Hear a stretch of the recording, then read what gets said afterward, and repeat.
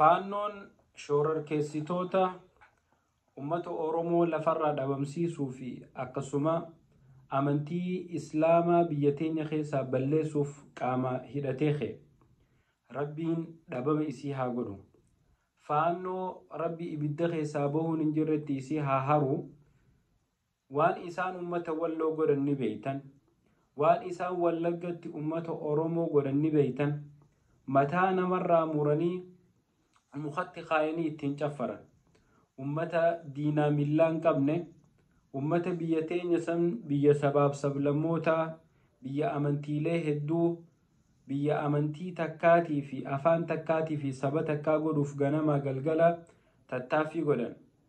Faannoon amata 4 moo amata 5 dura waan isiin mooxatti ummata muslimaa gootee ni yaadattan.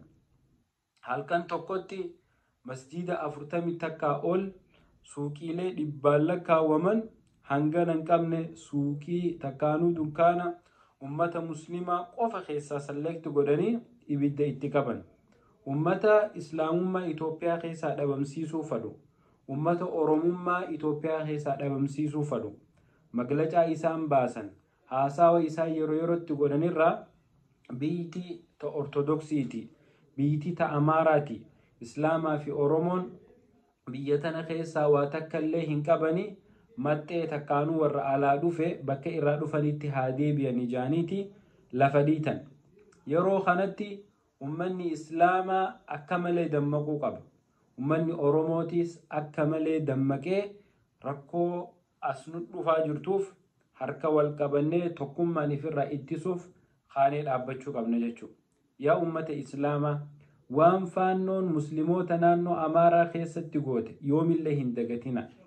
Waan faannoon mooxatti hojjette yoomillee hin dagatina.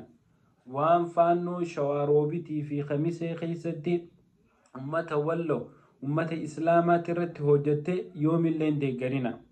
Namni arra jibbaa Abiy Ahmadiif dhaabbatee faannoo deeggaru wallaahi alcaziim nama surrii isaa hin dalayne. Faannoorra Abiyyiin nu wayyanti. Hangam takka harka dhibbame. Tanaaf yoomillee nuti mootummaa keenya wajjin dhaabbannee shororkeessitoota faannoo kana firraa ittisuuf harka wal qabannee falmachuu qabna. Ummata Islaamaa dammaqaa, ummata Oromoo dammaqaa, ka'aa harka wal qabadhaa, ka'aa adawwii isinit dhufu jirtu ta isin balleessuuf, ta amantii teessan balleessuuf, ta saba keessan balleessuuf kaatu tana waliin ifirraa haa deebisnu. Galatooma.